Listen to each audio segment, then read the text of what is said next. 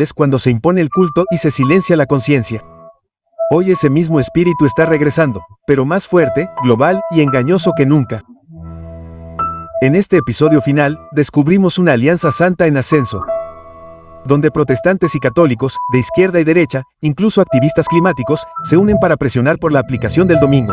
Expondremos cómo las leyes de descanso se convierten en leyes de culto, cómo los milagros pueden engañar a millones, y cómo la marca de la bestia se enmarcará como una solución para la crisis mundial. Esto es más que política, es profecía, y en el centro de todo esto está la prueba más grande de todas.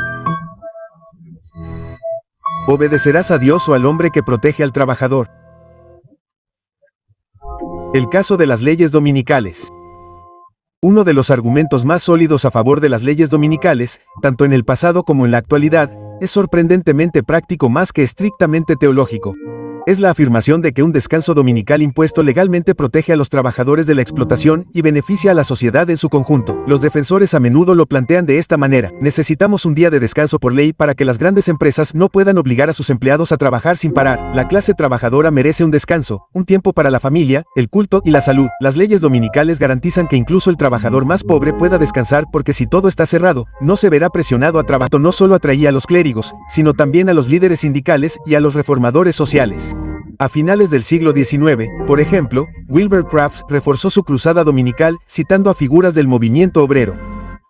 Se cita a un sindicalista llamado Sr. Broadhurst diciendo: para aquellos que viven una vida de trabajo incesante, el domingo es lo que el arroyo refrescante en el desierto es para un viajero cansado. ¡Qué imagen tan poética! Un oasis refrescante para el alma y el cuerpo. Es difícil no asentir con la cabeza. ¿Quién podría negarle a un viajero cansado un arroyo refrescante? Del mismo modo, argumentaban, ¿quién podría negarle a una nación sobrecargada de trabajo un día de descanso? Otro defensor, W. H. Reiter, lo expresó de forma más severa: las leyes sabáticas se justifican en una república por motivos de autoconservación. El domingo es el día de descanso del pobre, que ni la riqueza ni la maldad tienen derecho a quitarle. Continuó diciendo que el descanso de todos depende de que todos los demás descansen. El privilegio de descanso de cada ciudadano depende de la observancia de un día de descanso por parte de todos los ciudadanos. En esencia, si tan solo unos pocos negocios permanecen abiertos el domingo, otros negocios se sentirán obligados a abrir para seguir siendo competitivos, y los trabajadores perderán su día libre. Por lo tanto, concluyeron que la ley debe intervenir para garantizar el descanso común. Esta línea de razonamiento conquistó muchos corazones. Presentaba la legislación dominical no como una exigencia religiosa limitada, sino como una política social compasiva, casi como una ley laboral o una regulación sanitaria. Pensemos en los paralelismos modernos. Leyes que exigen un salario mínimo o un máximo de horas de trabajo. Muchos vieron las leyes dominicales desde esa perspectiva, una ley pionera de protección laboral para evitar que los humanos sean tratados como máquinas los 7 días de la semana. Este argumento no carece de mérito a primera vista. La preocupación por los trabajadores es absolutamente válida. Dios mismo demostró esa preocupación. En el cuarto mandamiento, dijo que incluso los sirvientes, incluso el ganado, debían descansar en el día de reposo. Éxodo 20.110, Jesús dijo: el día de reposo fue hecho por causa del hombre, para su beneficio. Marcos 2:27 de la mañana. El descanso es un don divino. Y, de hecho, muchas naciones seculares exigen hoy en día al menos un día libre a la semana para los empleados, aunque no necesariamente todos en el mismo día. Entonces, ¿cuál es el problema? La cuestión es qué día y quién lo elige. El problema con las leyes dominicales no es el impulso de dar descanso a la gente, es la unión de ese impulso con la autoridad y la compulsión religiosas. Si un gobierno simplemente dijera que cada trabajador debe tener un día libre de cada 7 según su conciencia, o el acuerdo del empleador, eso sería una cosa. Pero una ley dominical no da esa flexibilidad. Dice que debes descansar el domingo, sea o no el día santo que hayas elegido. Y ahí es donde una regulación laboral neutral se convierte en un mandato religioso. En la década de 1880, el Papa León I XIII se sumó al argumento de la protección del trabajador en el domingo. En 1891, publicó la famosa encíclica Rearmum, en latín, que significa cosas nuevas, en la que abordaba la condición de las clases trabajadoras. En ella, reconocía la explotación a la que se enfrentaban muchos trabajadores en la era industrial. Luego afirmó que el trabajador también tiene intereses que deben ser protegidos por el Estado y, en primer lugar, están los intereses de su alma. ¿A qué se refería? Lo aclaró en la siguiente sección. De esto se desprende la obligación de cesar el trabajo y la labor los domingos y ciertos días festivos. El Papa decía que el Estado debía salvaguardar el alma del trabajador asegurándose de que pueda honrar el domingo y atender a los asuntos espirituales. Además, León I XIII advirtió que el descanso no debería ser un tiempo de vicio o diversión idólatra, sino que debería ser un descanso del trabajo santificado por la religión.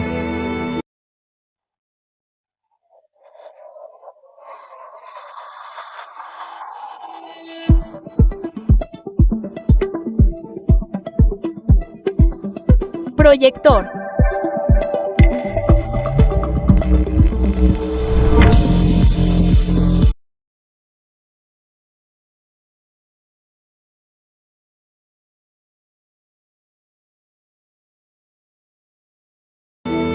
En opinión de León, el descanso dominical era tanto un derecho social como un deber sagrado. Sus palabras animaron enormemente a quienes querían una legislación dominical. Después de todo, aquí estaba la máxima autoridad de la Iglesia Católica Romana respaldando el concepto. En particular, el Papa de turno en ese momento, León I XIII, fue citado por los defensores del domingo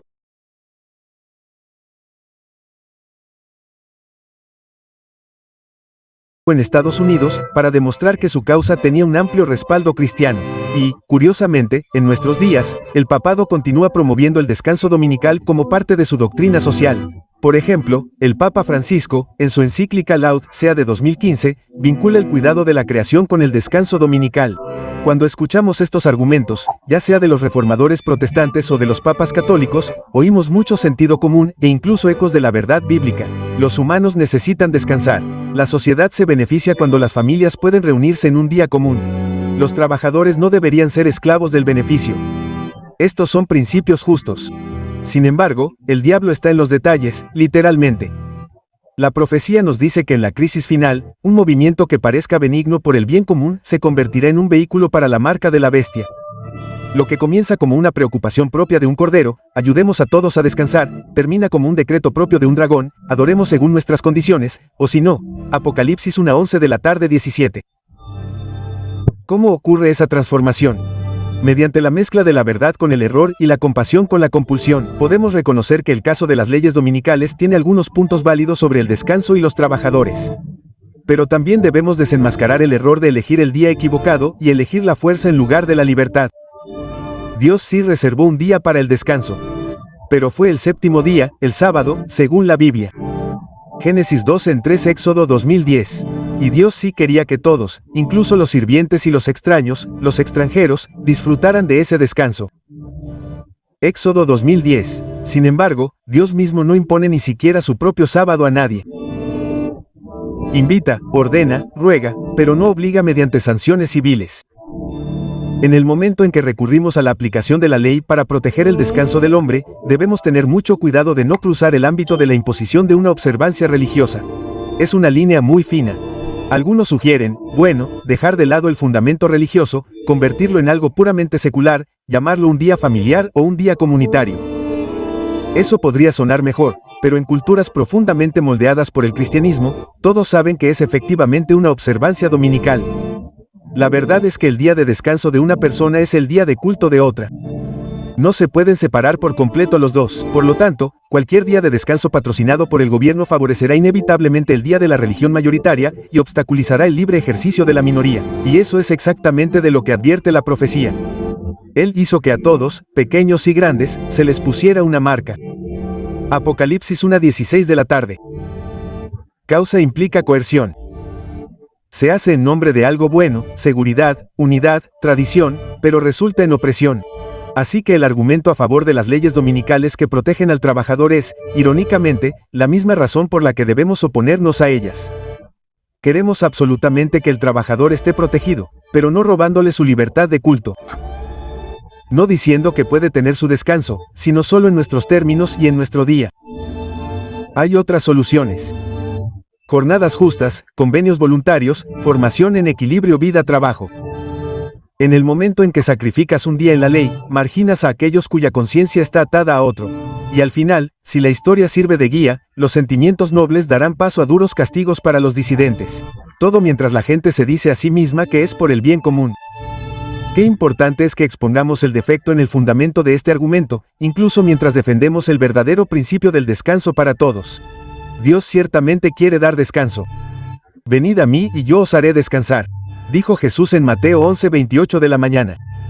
Pero el descanso que Él da está ligado a la libertad y al amor, no a mandatos legales.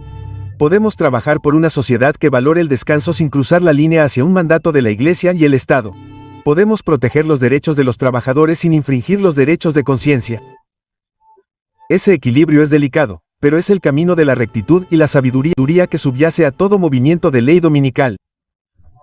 Ya sea en el siglo IV, en el siglo XIX o en la actualidad, subyace una poderosa idea de que la Iglesia y el Estado deben trabajar juntos para defender lo que es sagrado. Esta idea se ha denominado dominionismo o teología del dominio en los tiempos modernos. La creencia de que los valores y los líderes cristianos deben dominar el gobierno y los sistemas legales.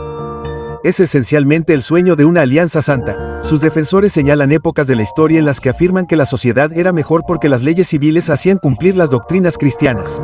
Uno de los ejemplos favoritos que citan es la época del emperador Constantino, el emperador romano que en el año 321 d.C. promulgó la primera ley dominical civil, declarando el domingo como día de descanso del trabajo en el Imperio Romano.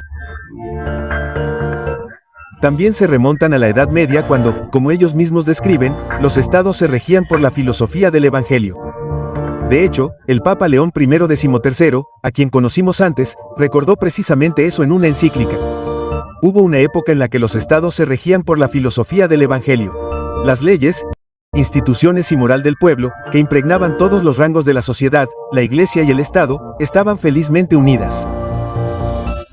Según León I XIII, este era un ideal para luchar por una época de intercambio amistoso de buenos oficios entre el gobierno civil y la Iglesia.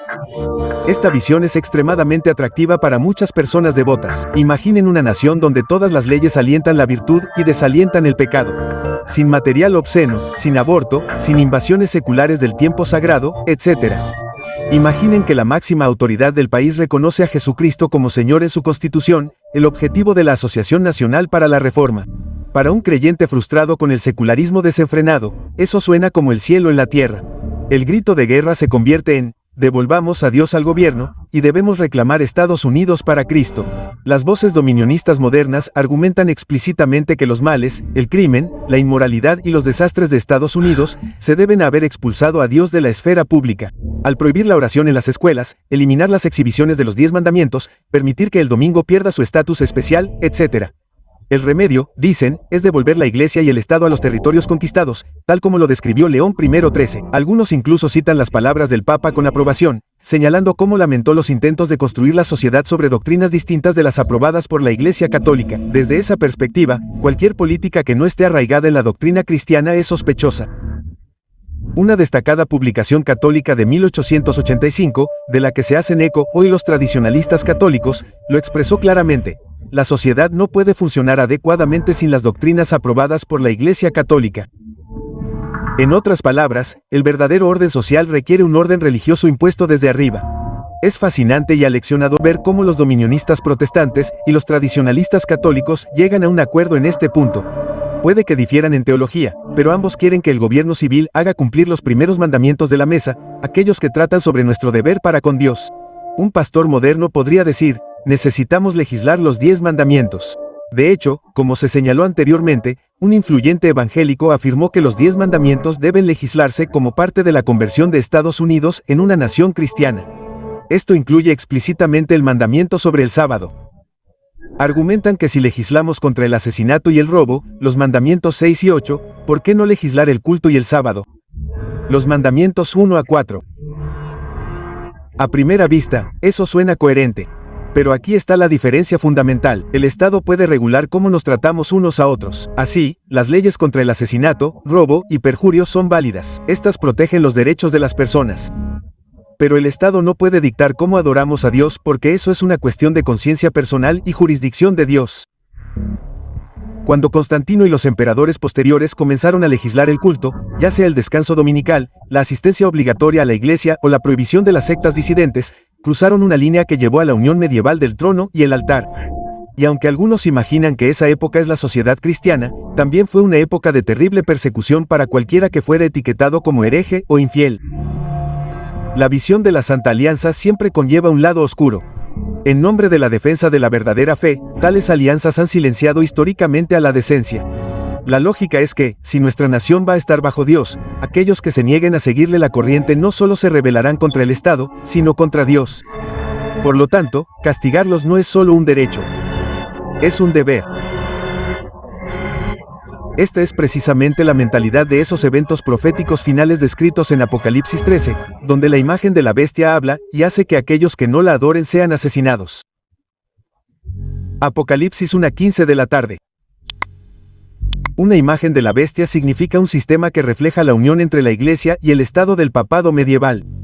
Según la profecía, la América protestante formará dicha imagen al unirse con el poder civil para hacer cumplir la práctica religiosa. Y adivinen qué tema se destaca como la prueba, la adoración simbolizada por la cuestión del domingo de reposo. Ya vemos cómo el domingo encaja perfectamente en el marco dominionista. Es una observancia religiosa que creen que tiene beneficios sociales y un mandato divino. Al impulsar las leyes dominicales, pueden argumentar que están fortaleciendo a las familias y honrando a Dios. Es un beneficio mutuo para ellos. Por eso hoy en día no solo se oye a católicos de más edad, sino también a una nueva oleada de protestantes pedir leyes de descanso sabático. Incluso los expertos seculares hartos del consumismo incesante a veces le prestan su apoyo, sin darse cuenta de los matices religiosos. Todo esto genera impulso para lo que el Apocalipsis llama la marca de la bestia, la marca de la autoridad de Roma, que históricamente la Iglesia Católica ha reivindicado como la observancia del domingo. El domingo es una institución católica. Ni un solo pasaje de las Escrituras justifica su transferencia. Desde el último día de la semana hasta la primera edición de Catholic Press, Sydney, la bestia, símbolo de la Roma papal en la profecía, tiene una marca, y esa marca es el cambio de la ley de Dios para exaltar el domingo. Una América dominada por los protestantes que impone la santidad del domingo es esencialmente protestantes que extienden sus manos a través del Golfo para unirse a Roma en su propia y preciada tradición, y, de hecho, a finales del siglo XIX vimos a protestantes decir abiertamente que con mucho gusto unirían sus manos a los católicos para lograr leyes dominicales. Hoy lo vemos en los movimientos ecuménicos, donde las diferencias se dejan de lado para luchar juntos contra el secularismo. ¿Qué está pasando? Se está preparando el escenario para una alianza sin precedentes. Piénsenlo.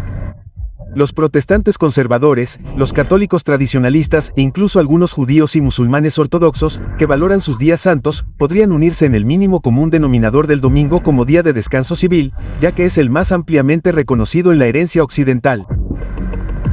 Los liberales, por su parte, podrían unirse por razones sociales y medioambientales. A medida que se forme esta alianza, los milagros o eventos extraordinarios profetizados, grandes maravillas en Apocalipsis 1:13 de la tarde -14, podrían darle credibilidad divina a los ojos del público. Entonces llegará la prueba definitiva, una ley que obligará a todos a honrar el sábado cristiano o enfrentar sanciones económicas y, finalmente, físicas. Apocalipsis 13 en 161 5:13 de la tarde, 15. Esta es la teocracia que salió mal, una falsa alianza santa que hace cumplir lo que Dios no ha ordenado. Es crucial enfatizar que Dios desea una sociedad que lo honre, pero de manera voluntaria. En la crisis venidera, aquellos que se mantienen fieles son descritos como aquellos que guardan los mandamientos de Dios y la fe de Jesús. Apocalipsis 2:12 de la tarde. Obedecen los 10 mandamientos, incluido el verdadero sábado, por fe en Jesús, no por compulsión de poderes terrenales. En el lado opuesto están aquellos que, por coerción o conveniencia, aceptan la marca del poder de la bestia y su sistema de iglesia-estado. La línea divisoria es la lealtad, la autoridad de Dios versus la autoridad religiosa humana. La teología del dominio dice que la autoridad humana, si es ordenada en una teocracia, puede reemplazar a Dios para imponer la adoración. La palabra de Dios dice que debemos obedecer a Dios antes que a los hombres. Hechos 5:29 de la mañana. Especialmente en asuntos de adoración. No podemos exagerar cuán significativo será este enfrentamiento. Parecerá ser para la gloria de Dios, una alianza santa para salvar a la sociedad. Pero en realidad será la prueba final de a quién adora y obedece cada persona. No es de extrañar que Apocalipsis emita una solemne advertencia. Si alguno adora a la bestia a su imagen, y recibe su marca, él también beberá del vino de la ira de Dios. Apocalipsis 14 en 9-10. Dios es amor, sí, pero cuando se trata de adoración forzada, un ataque directo a su trono, dice basta. La triple unión del protestantismo, el catolicismo y el espiritismo, los milagros engañosos, llevarán al mundo a creer que el error es verdad. Pero los que conocen a Jesús reconocerán su voz y no seguirán a otra, sin importar cuán popular o poderosa sea. Mientras se forma esta santa alianza, recordemos un detalle que a menudo se olvida. Dios nunca pidió la ayuda del Estado para imponer su adoración. Jesús dijo, mi reino no es de este mundo. Juan 6:36 de la tarde. Cuando Pedro desenvainó su espada para defender a Jesús, Jesús le dijo que la guardara. Mateo 26:52.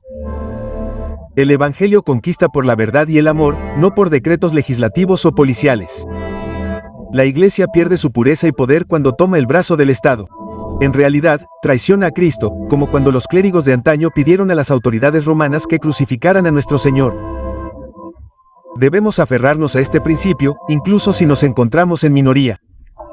Podemos anhelar profundamente que nuestra nación se arrepienta y honre a Dios, pero debemos hacer la obra de Dios a la manera de Dios, a través de la predicación, la enseñanza, el servicio y la oración, nunca a través de la fuerza. Cualquier atajo a través de la política y la coacción será contraproducente, y conducirá exactamente a lo que predice la profecía, un reino falso que será arrasado cuando Cristo establezca su verdadero reino eterno que despedazará y consumirá todos estos reinos. Daniel 2:44 de la mañana. En ese reino, la justicia y la misericordia se besan. Salmo 85:10. Y toda alma sirve a Dios por amor. Una coalición improbable. La izquierda y la derecha se unen el domingo. Vivimos en una época de polarización extrema. Parece que los conservadores y los liberales no están de acuerdo en casi nada. Sin embargo, sorprendentemente, el movimiento para hacer cumplir la santidad del domingo está forjando un puente entre estos dos bandos. Está tomando forma una coalición improbable, una que la profecía predijo, pero que muchos nunca esperaron ver tan claramente. En la derecha religiosa, tenemos a nacionalistas cristianos y tradicionalistas que impulsan las leyes dominicales como parte del regreso de Estados Unidos a Dios. En la izquierda secular o religiosa, tenemos defensores de los trabajadores, ecologistas y voces de justicia social que piden un día de descanso universal para promover el bienestar familiar y combatir el cambio climático. Están a kilómetros de distancia en muchos temas, pero en este, encuentran una causa común. Todos merecen un día libre. Hagámoslo domingo. Esta convergencia se describió hace mucho tiempo en términos simbólicos en el libro de Apocalipsis. Habla de personas que reciben una marca en la frente o en las manos. Apocalipsis 1:16 de la tarde. Los que están en la frente representan a personas que están convencidas intelectual y espiritualmente, creen verdaderamente en la causa del domingo como la voluntad de Dios. Pensemos en los conservadores fervientes que lo ven como el sello de Dios o necesario para el renacimiento nacional. Las personas marcadas en la mano representan a personas que pueden no creerlo en su fuero interno, pero que aceptan la aplicación de la ley por razones prácticas, conveniencia, presión social o beneficios. Pensemos en personas más seculares o liberales que dicen, bueno, un día libre semanal tiene sentido para la sociedad. Apoyaré la ley por el bien común, incluso si no la presentan como un mandato divino. En la profecía, ambos grupos se unen para presionar a todos para que la cumplan. El fanático religioso y el humanista secular terminan en el mismo equipo. Por extraño que parezca, la Biblia lo expresa de forma sucinta. La marca en la mano derecha o en la frente. Apocalipsis 1:16 de la tarde.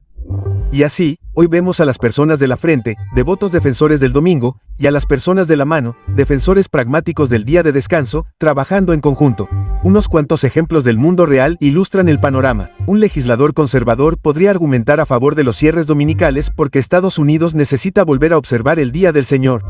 Es parte de nuestra herencia cristiana. Mientras tanto, un concejal liberal podría votar a favor de la misma ley de cierre dominical, alegando que se trata de los derechos de los trabajadores y de la calidad de vida. Las familias deberían pasar el domingo juntas.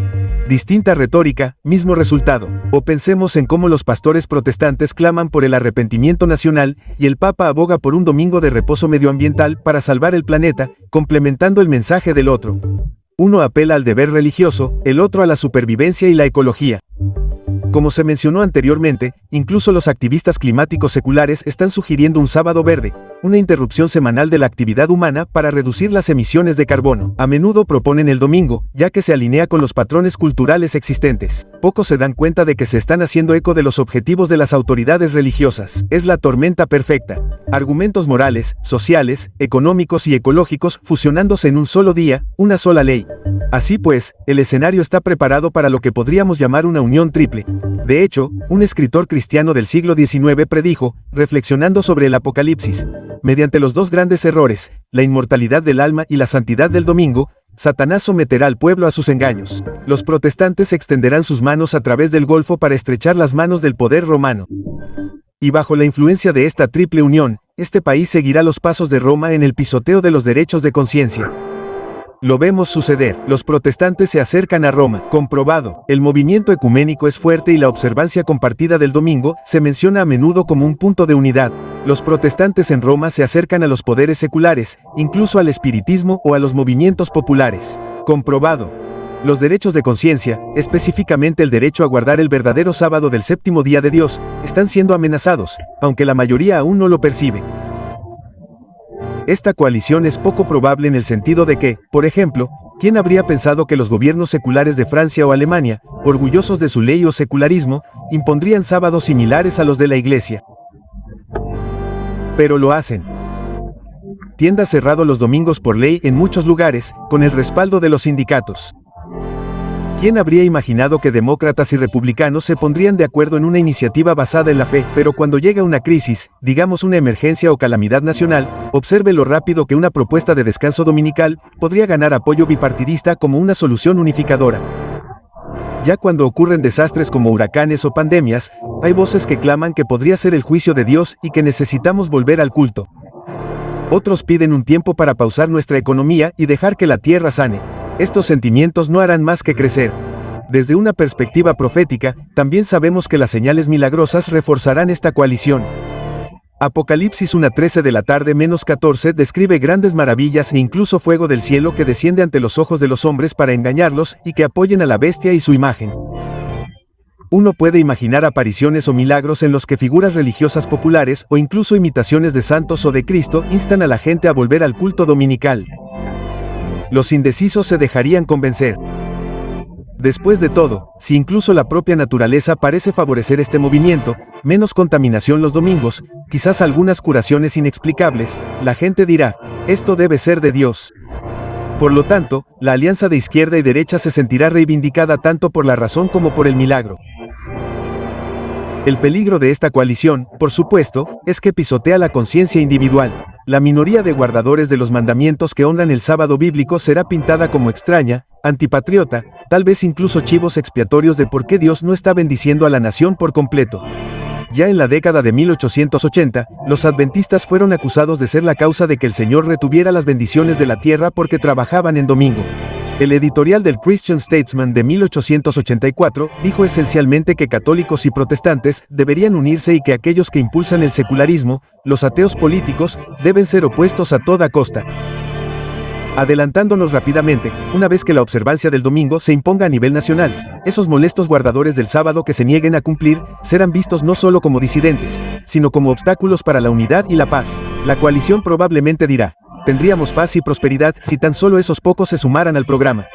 Comillas, son testarudos, radicales. Quizás incluso estén causando estos desastres al enojar a Dios. Por lo tanto, la mayoría racionalizará medidas cada vez más punitivas, multas, pérdida de empleo, encarcelamiento, incluso un decreto de muerte, como indica Apocalipsis. Apocalipsis 1:15 de la tarde. Es aterrador lo rápido que una sociedad puede volverse contra un pequeño grupo cuando está convencida de que es por el bien común. Lo hemos visto en la historia con otras minorías que han sido utilizadas como chivos expiatorios. La profecía dice que sucederá con el tema de la adoración verdadera frente a la falsa. Pero no olvidemos que, aunque esta coalición parezca poderosa, no es invencible. Dios siempre preservó un remanente en la historia, desde los 7000 de Elías que no se inclinaron ante Baal hasta los protestantes fieles que se esconden en los Alpes y los esclavos que cantan la verdad bajo amenaza. En la crisis final, un remanente permanecerá, aquellos que guardan los mandamientos de Dios y la fe de Jesús. Apocalipsis 2:12 de la tarde. Puede que no parezcan poderosos, podrían ser ridiculizados tanto por la izquierda como por la derecha, sin embargo, Dios los llama sus santos. Lo hermoso es que incluso entre la coalición, habrá individuos cuyos ojos se abrirán a la verdad. Algunos cristianos devotos que guardan el domingo se darán cuenta de que, espera, el día de reposo bíblico es el sábado, la tradición me ha engañado. Comillas. Y algunas personas seculares sinceras verán la hipocresía de forzar la conciencia y se unirán a las filas de los que defienden la libertad. La coalición no contará con todos. El mensaje de amor y advertencia de Dios, los mensajes de los 3 ángeles de Apocalipsis 14 en 6-12, llamarán a la gente a salir de Babilonia, de la confusa adoración impulsada por la coalición a su luz maravillosa, y muchos responderán, incluso en la hora 11. Por lo tanto, nos encontramos al filo de la navaja del destino profético. Se está formando una alianza que alguna vez pareció imposible. Aquellos que normalmente chocan se están dando la mano en una plataforma común de adoración falsa. Esto indica que la prueba final está cerca. Pero no debemos tener miedo. Jesús oró por la unidad, pero una unidad en Él y en la verdad. Juan 5:17 de la tarde menos 21. No una unidad en el error. El impulso actual es una falsificación de esa verdadera unidad. Finalmente se derrumbará porque está construido sobre arena, sobre decretos humanos en lugar del mandato de Dios. Nuestro papel es hacer brillar con amor y firmeza la luz de la verdad en medio de esta oscuridad creciente. A los conservadores defensores del domingo, podemos abrir las Escrituras y decir: acuérdate del día de reposo, el séptimo día para santificarlo, Éxodo 28:10. A los liberales defensores del descanso, podemos decir: sí, el descanso es vital, pero debe ser voluntario. Aquí hay un camino mejor, un camino divino que bendice sin coacción a todos. Exaltamos a Cristo, Señor del sábado, Marcos 2:28 de la mañana, quien ofrece verdadero descanso para el alma, Mateo 11:28 de la mañana. Y nos invita a adorar a aquel que hizo el cielo y la tierra guardando el día que santificó. Apocalipsis 14:7, Éxodo 2011. Algunos escucharán y se unirán al lado de Dios. Aquellos que no lo hagan pronto verán el verdadero rostro de la coalición cuando caigan las plagas y los pecados de Babilonia queden expuestos. Apocalipsis 10. Se están trazando las líneas. Las frentes y las manos se están marcando en principio incluso ahora mientras las personas alinean sus mentes o simplemente sus acciones externas con esta exaltación dominical emergente. Pero Dios también está sellando a sus siervos. Apocalipsis 7:23 de la mañana. Sellándolos con su ley en sus frentes. Hebreos 8:10 de la mañana. Apocalipsis 14:1. Ese sello está conectado con el verdadero sábado. Ezequiel 2012:20. Por lo tanto, el problema final realmente se reduce a la lealtad, una contienda entre el sello de Dios y la marca de la bestia. La improbable coalición está respaldando al lado equivocado de esa contienda, aunque no lo saben, pero los fieles de Dios de todos los orígenes, de izquierda o de derecha, escucharán su llamado y saldrán a defender el estandarte ensangrentado del príncipe Emmanuel. Aunque sean pocos en número, son la luz del mundo en su hora más oscura. Que la coalición se enfurezca y las naciones legislen. Nuestra tarea es obedecer a Dios antes que a los hombres. Con las Escrituras como guía y el amor de Cristo en nuestros corazones, nos resistiremos a unirnos a cualquier movimiento que pisotee los derechos de conciencia. Recordamos que Jesús mismo fue víctima de una alianza impía. Fariseos y saduceos, opuestos ideológicos, se unieron a Herodes y Pilato, la Iglesia y el Estado, para crucificar al Salvador. Así será para sus seguidores. Pero así como a la cruz le siguió una tumba vacía, nuestras pruebas actuales serán seguidas por el triunfo, la coalición del error se derrumbará en el resplandor de la venida de Cristo. Y los mansos que no quisieron rendir su conciencia heredarán la tierra. Mateo 5:5. El universo verá que el camino de amor y libertad de Dios queda vindicado, y nunca más se levantará una coalición del mal, porque el pecado y los pecadores ya no existirán. En ese día eterno, todos adorarán a Dios en espíritu y en verdad. No por la fuerza, sino por elección gozosa, precisamente lo que la falsificación de Satanás intentó y no pudo suprimir. Así que, levanten la cabeza. Los dolores de parto no solo se refieren a la crisis, sino al nacimiento. Un mundo nuevo está a punto de nacer donde Dios enjugará todas las lágrimas. Apocalipsis 21:4. Las crecientes contracciones del mal simplemente nos dicen que el parto está cerca, la segunda venida y la restauración de todas las cosas. Jesús comparó el fin de los tiempos con una higuera. Cuando brotan sus hojas, ya sabes, el verano está cerca. Mateo 2:4-3-2-33. Viendo todo lo que hemos comentado, sabemos que su venida está incluso a las puertas. Por lo tanto, ahora es el momento de despertar del sueño, porque ahora está más cerca de nosotros nuestra salvación que cuando creímos. Romanos 1:11 de la tarde. Despierta, canta y sigue teniendo esperanza, querido amigo. Sean cuales sean las pruebas que enfrentes, ya sea el ridículo por guardar el sábado, la pérdida del trabajo o los malentendidos familiares, Jesús está a tu lado. Él promete: nunca te dejaré ni te desampararé. Hebreos 13:5. Si Dios está por nosotros, ¿quién estará contra nosotros? Romanos 8:31 de la mañana. Los héroes de la fe en Hebreos 11 soportaron vituperios, azotes, cárceles y más para obtener una mejor resurrección. Hebreos 11:35 de la mañana menos 38. Nos apoyamos en sus hombros. El mismo Dios que sostuvo a Abel, Moisés y Elías nos sostendrá a ti y a mí. En la tranquilidad de tu corazón, decide ahora que Jesús lo vale todo. Sea lo que sea que este mundo te ofrezca a cambio de tu lealtad a Él, ya sea seguridad, popularidad o incluso tu vida, di con fe: estimo todas las cosas como pérdida por la excelencia del conocimiento de Cristo Jesús, mi Señor. Filipenses 3:8. El valor para enfrentar fosos de leones u hornos de fuego no se materializa de repente en una crisis. Se construye a diario caminando con Dios y conociendo su fidelidad. Empieza por confiar en Él en los desafíos más pequeños de la vida hoy y encontrarás su gracia abundantemente suficiente cuando lleguen los más grandes, mañana.